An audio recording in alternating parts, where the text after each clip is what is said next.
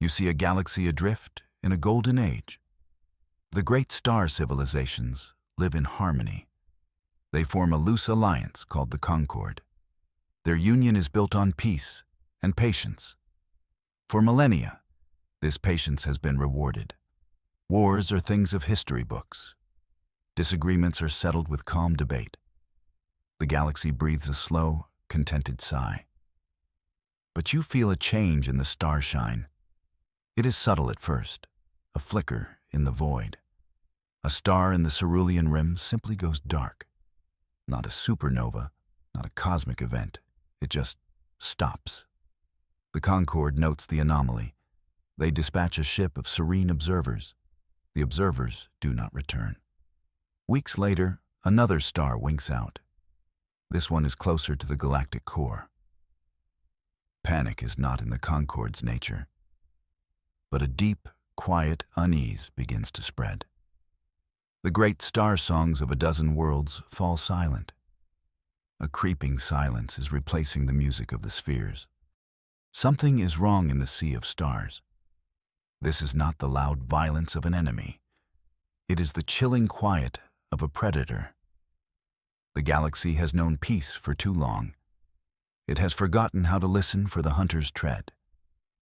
The quiet is the most terrifying sound of all. The phenomenon is given a gentle name, the withering. But there is nothing gentle about it. You watch as entire star systems begin to fade. Suns that once burned with golden fury now gutter like weak candles. Their light turns a sickly, tired orange, then a deep, bruised red, then nothing. Worlds orbiting these dying suns freeze. Their oceans turn to ice. Their atmospheres crackle and fall as snow. Life that took eons to flourish is extinguished in a few cold years. The Concord's best minds gather in holographic forums. They are the greatest star science experts in 1,000 worlds. They are completely and utterly baffled. They propose theories in hushed, academic tones. A previously unknown energy parasite. A chain reaction in the fabric of space-time. A natural cycle of galactic life reaching its end. Each theory is more terrifying than the last. None of them offer a solution. They are trying to describe a hurricane, not stop it. The withering does not listen to their theories. It continues its silent, relentless march. It is a blight upon the very fabric of existence, and the brightest minds in the Concord can only watch. They are doctors witnessing a plague, with no medicine and no understanding of the cause. Hope begins to feel like a foolish luxury. The Concord finally agrees on a course of action. Their response is exactly what you would expect. It is elegant, passive, and thoughtful. They build massive resonance pylons in threatened systems. These pylons are designed to sing to the dying stars. They broadcast harmonic frequencies of stability and life. You see these beautiful structures power up. They glow with a soft, reassuring light. Their song is a mathematical masterpiece. It is the symphony of a healthy universe. And it does absolutely nothing. The withering flows past them, like a river around a polished stone. The pylons themselves grow cold and dark. Their next attempt is even more delicate. They dispatch fleets of shielded biocruisers. These ships are not armed with weapons. They carry engineered microbes designed to revitalize stellar energy. They release these microbes into the coronas of fading suns.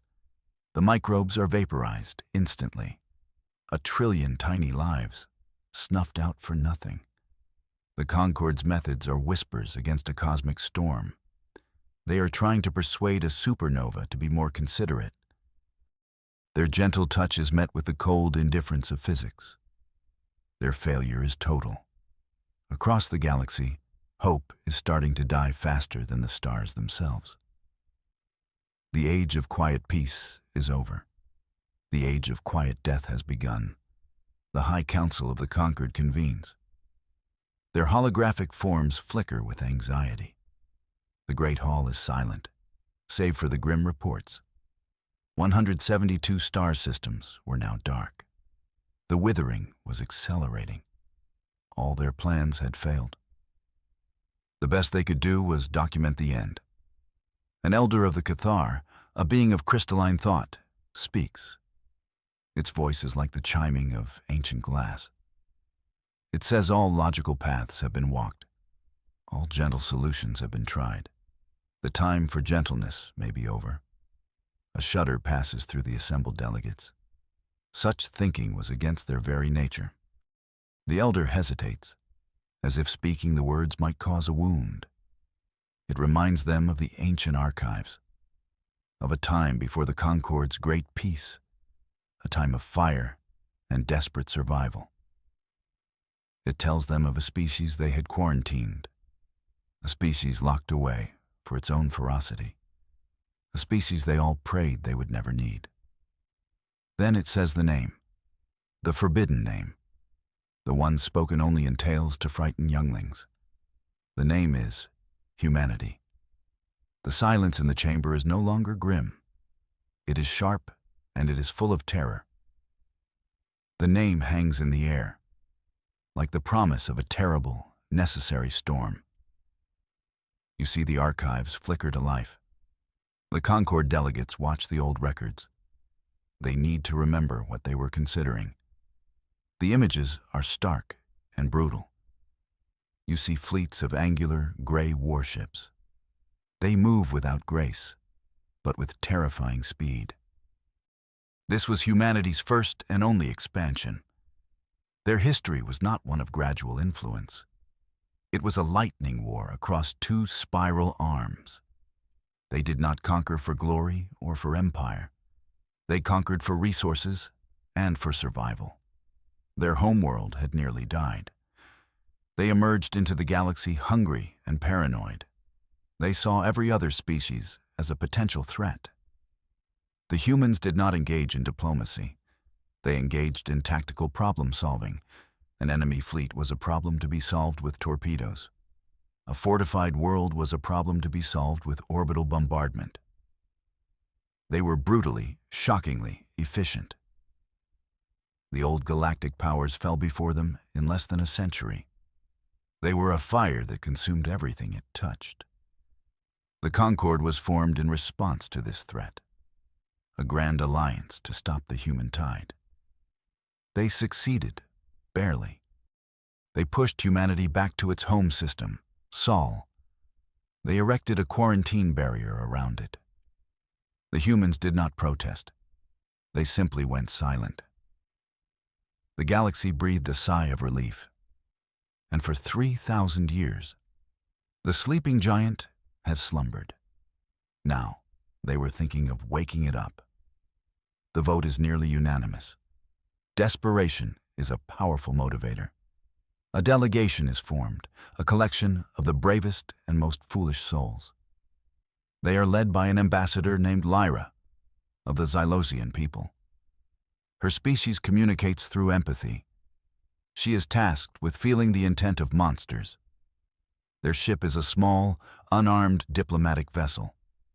It is painted in the Concord's colors of peace. It feels like a lamb being sent to parley with wolves.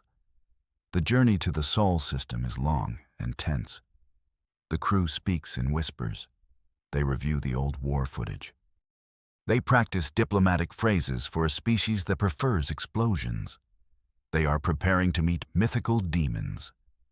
As they approach the quarantine barrier, they brace for impact. They expect automated defense platforms to fire. They expect grim human warships to intercept them. The barrier, once an impenetrable wall of energy, parts for them. It opens like a gate. The ship's navigator reports it almost seemed welcoming. This is not what they expected. The silence from the humans is more unnerving than any threat. The delegation ship glides into the Sol system, the home of the great destroyers. They steel themselves for the sight of fleets and planet-sized weapons. They are flying into the heart of the old nightmare. Every sensor is active, and every soul on board is terrified. Their first view of Earth is wrong. They pass the orbit of Mars. They expect to see shipyards building weapons of war. Instead, they see titanic structures of glass and light. Vast orbital rings circle the inner planets. But these are not weapon stations. They are greenhouses, cosmic-sized farms filled with impossible greenery. You see entire ecosystems suspended in the void. Rivers flow in zero gravity, contained by shimmering fields. Forests grow on the inside of spinning cylinders. The sheer scale is breathtaking. Humanity has been busy, not building an arsenal, but building a garden. The home system of the destroyers is now the greatest oasis in the known galaxy. The delegation ship is hailed. The voice is calm, professional, and polite. It is a human traffic controller. She asks them to state their business. She sounds mildly bored, as if a Xylosian diplomatic vessel is a common sight, as if they get deliveries on Tuesdays. Ambassador Lyra is too stunned to respond at first. The human ship that guides them in is not a warship. It is a tugboat, a clunky, functional vessel. Its pilot waves at them through the viewport. The delegation looks at each other in confusion. They came expecting monsters. They found gardeners.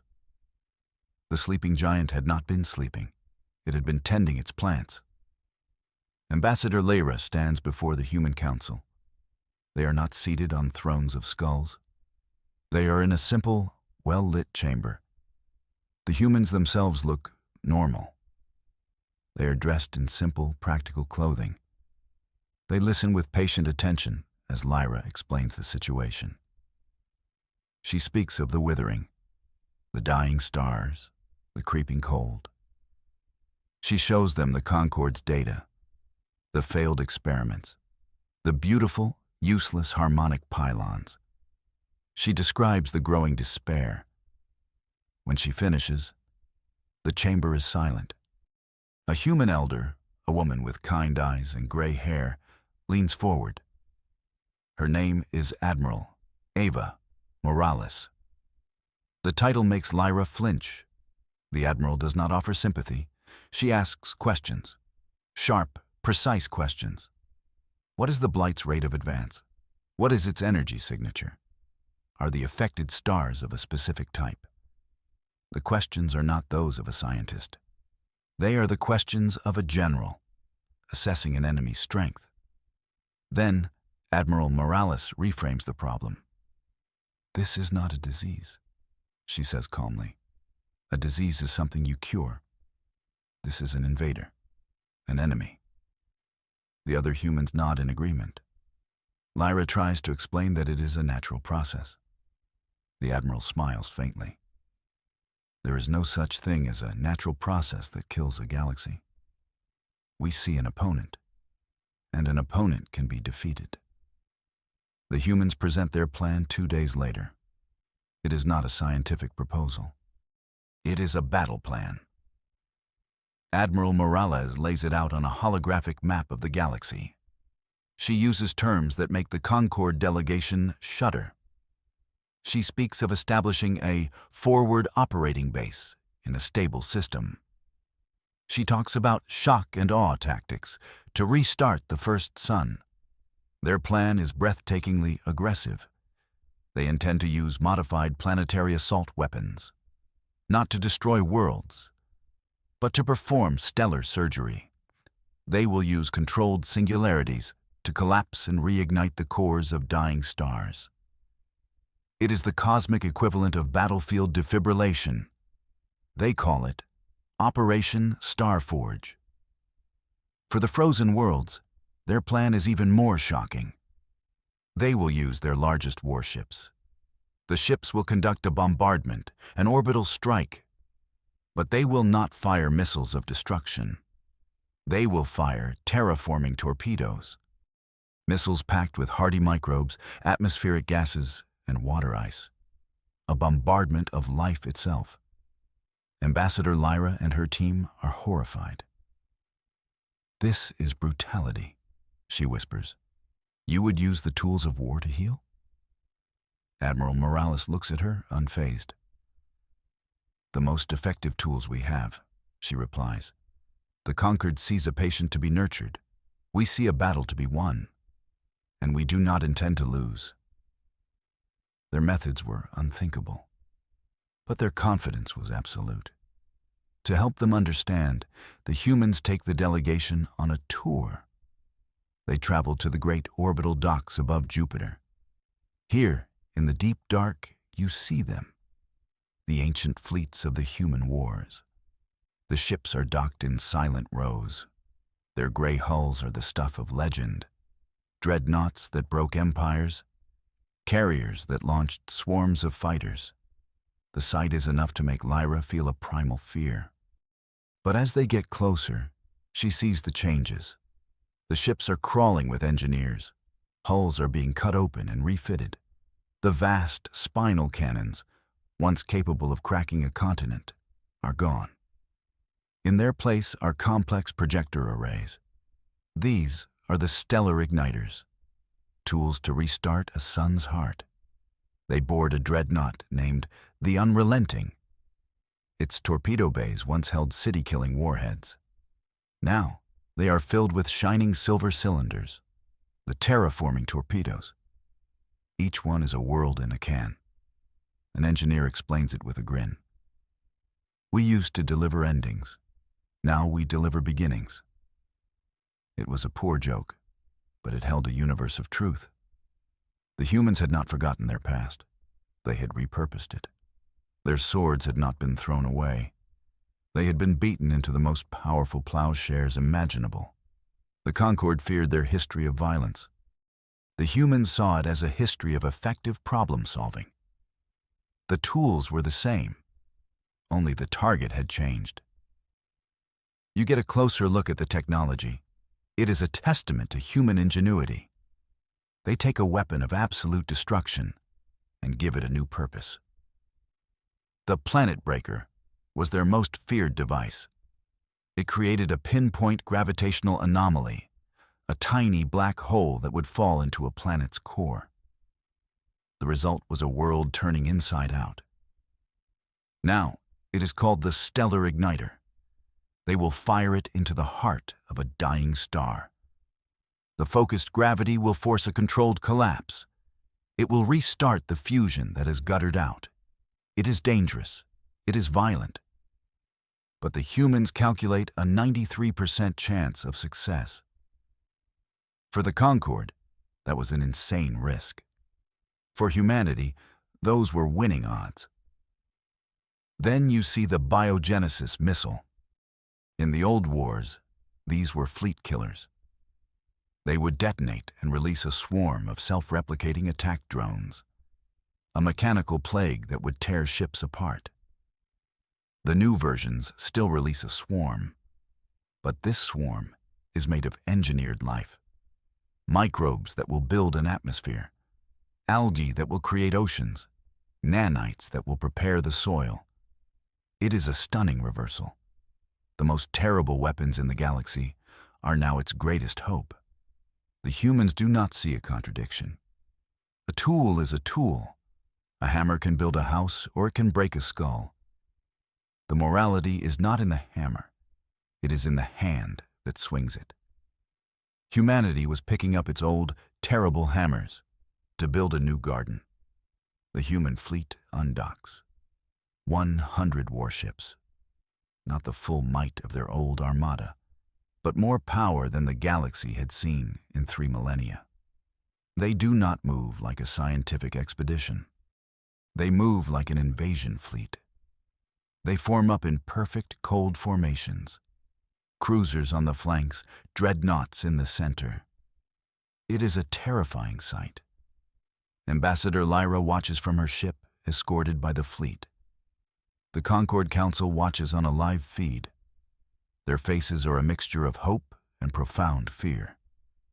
The human communications are not filled with debate or theory. They are short, clipped, and professional. All ships report status. Formation locked, ready for transit. Execute jump sequence on my mark. This is not science. This is a military campaign. The enemy is the withering. The battlefield is a dying star system. The objective is total victory. The fleet jumps. 100 points of light vanish. They are on their way to the Epsilon Indi system, a system with a failing star and one dead, frozen world. It is to be their first beachhead in the war against death. The Concorde watches the empty space where the fleet was. For the first time in centuries, a true fleet of warships was on the move. They had unleashed the monster from its cage. They could only pray it remembered they were on the same side. The galaxy held its breath. The fleet arrives in the Epsilon Indi system. The star is a pathetic, flickering red thing. Its light offers no warmth. The single planet is a ball of ice and rock. The human fleet wastes no time. Admiral Morales gives the order. Deploy the igniters. Target the stellar core. Fire on my command. 5 dreadnoughts move into position around the dying sun. You see the massive projector arrays glow with power. The energy building is immense. It makes space itself seem to warp around the ships. Ambassador Lyra can feel the raw power through her ship's hull. It feels like standing next to a god. Fire, Admiral Morales says. Her voice is perfectly calm. 5 beams of pure, focused gravity lance out. They strike the star. For a moment, the star seems to shrink. It collapses in on itself. The light dies completely. The system is plunged into absolute darkness. For 3 terrible seconds, Lyra thinks they have failed. They have killed it. Then, it erupts. A wave of pure golden light washes over the system. The star is reborn. It is not a weak red dwarf anymore. It is a healthy, stable yellow sun. The sudden heat makes the ice on the dead planet crack and steam. The first part of the operation is a success. But the humans are already moving to the next phase. The fleet now turns its attention to the planet. The orbital bombardment begins. The sight is one from the Concorde's worst nightmares. Missiles rain down from the sky. They strike the surface in silent, rhythmic explosions. But these are not explosions of fire. They are explosions of life. Where each biogenesis missile hits, the ice melts. The sterile ground is seeded with hardy microbes. Clouds of atmospheric gas billow out.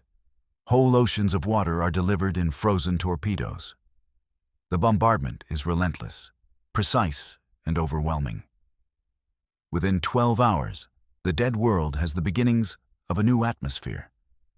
It has the foundations of a new ocean. It is no longer dead. It is dormant, waiting to be born. The Concorde Council watches, completely stunned. They had called the human plan brutal. They had called it barbaric. They were wrong. It was not violence. It was radical efficiency. It was focus on a scale they could barely comprehend. They had been trying to gently coax the universe back to health.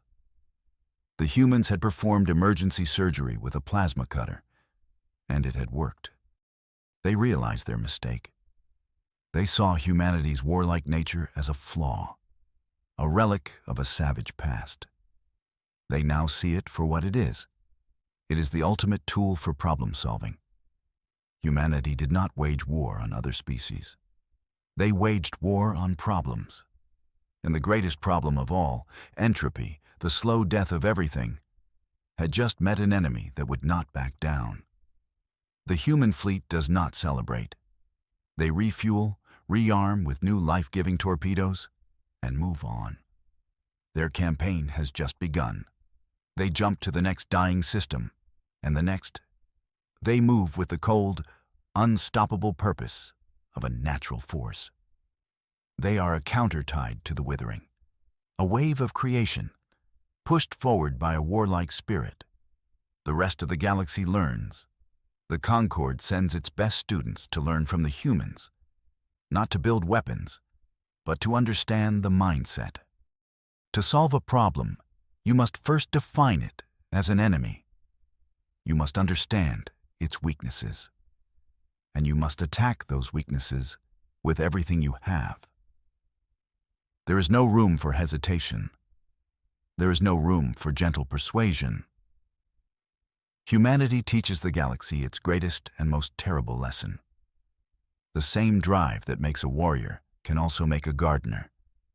The same mind that plans an invasion can plan a harvest. The same hand that can crush a world can also plant a forest. The skills are the same, only the intent matters. You see a new title being whispered across the star systems. They are no longer the destroyers of old. They are not the sleeping gardeners either. They are the harvesters of stars. They are the warriors who fight against the dying of the light. And in a darkening galaxy, their violent, beautiful, terrifying light has just begun to shine.